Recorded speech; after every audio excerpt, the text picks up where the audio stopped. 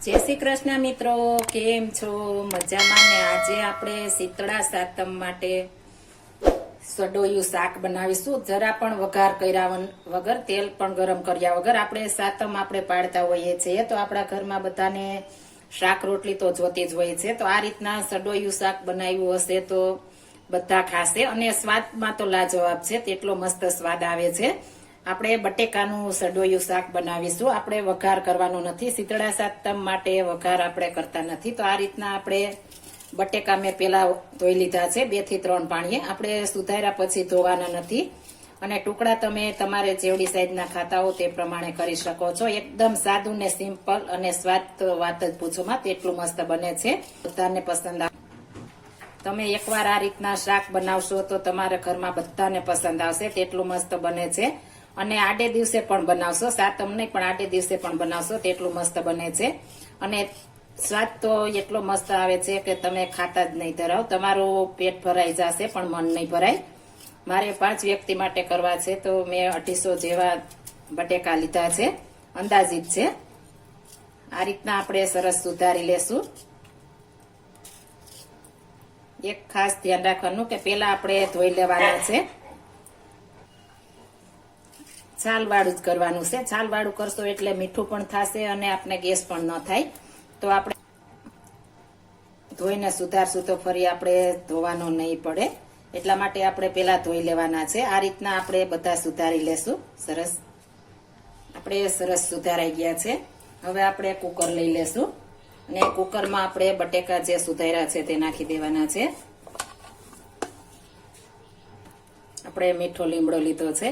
મીઠા લીમડાને આપણે ઝીણો કટિંગ કરીને નાખવાનો છે. એટલે આપણે વઘાર નથી કરવો તો આ રીતના કરીને નાખ્યો હોય તો સ્વાદ પણ સરસ આવે. એટલે આ રીતના કટિંગ કરીને નાખી દેશું. જો તમે ન ખાતા હો તો સ્કીપ પણ કરી શકો છો, પણ આપણે વઘાર નથી કરવો એટલે લીમડો હશે તો એકદમ મસ્ત થશે આપણું શાક. હવે તેમાં મસાલા કરીશું. કાશ્મીરી લાલ મરચું પાવડર.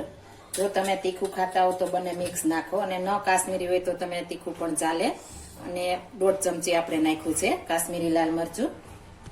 5 ચમચી ધાણા જીરું પાવડર, 3 થી 4 ચપટી હળદર પાવડર, ગરમ મસાલો, સ્વાદ પ્રમાણે નિમક. ઉપરથી આપણે તેલ નાખીશું, સિંગ તેલ નાખશું. સિંગ તેલ હશે એટલે આપણે કાચામાં એકદમ મસ્ત ટેસ્ટ આવશે. 2 મોટી ચમચી મેં તેલ નાખ્યું છે. તેલ તમારે એકોર્ડિંગ પ્રમાણ લઈ શકો છો, જેવું ખાતા હોય તેવું. હવે આ બધું સરસ મિક્સ કરી દેશું. જો તમે ડુંગળી ખાતા હો તો આમાં ડુંગળી પણ નાખી શકો છો.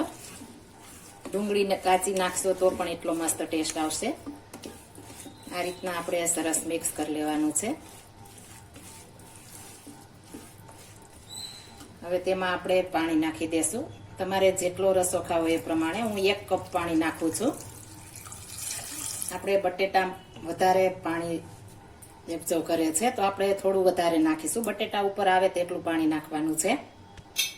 હવે આનું ઢાંકણ ઢાંકીને આપણે નોર્મલ બટેકાના શાકમાં સીટી વગાડતા હોય તેથી 1 સીટી વધારે વગાડવાની છે, એટલે એકદમ મસ્ત ચડી જશે. હું 5 સીટી વગાડીશ એટલે 5 સીટીમાં એકદમ મસ્ત ચડી જશે. આપણે 5 સીટી વગડી ગઈ અને આપણે પ્રેશર પણ નીકળી ગયું છે. એકદમ સરસ અને સુગંધ તો એટલી મસ્ત કિચનમાં આવે છે કે ફટાફટ ખાઈ લઈ તેટલી મસ્ત કિચનમાં સુગંધ આવે છે.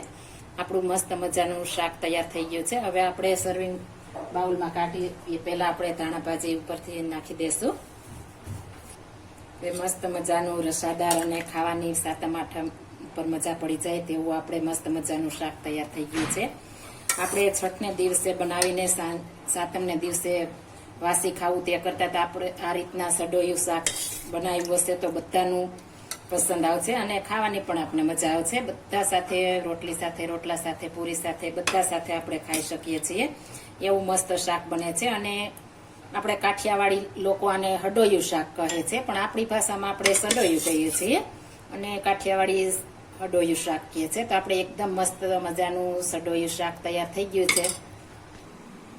એકદમ સરસ અને ખાવાની મજા પડી જાય તેવું આપણે સડોયું શાક તૈયાર થઈ ગયું છે. આપણે આ રીતના બનાવશું તો બધાને ખાવાની મજા પડી જશે. તમે પૂરી કે થેપલા ગમે એટલું બનાવ્યું છે ઓછા પડશે, તેટલા મસ્ત આપણે આ શાક તૈયાર થઈ ગયું છે. 2 રોટલીની જગ્યાએ 4 રોટલી ખવાઈ જાય તેટલું મસ્ત આપણે શાક તૈયાર થઈ ગયું છે. જો આ મારી રેસીપી પસંદ આવી હોય તો મારી ચેનલ લાઈક શેર અને સબસ્ક્રાઇબ કરી દેજો. ફરી મળીશું નવી રેસીપી લઈને. જય Shri Krishna. Thank you for watching guys.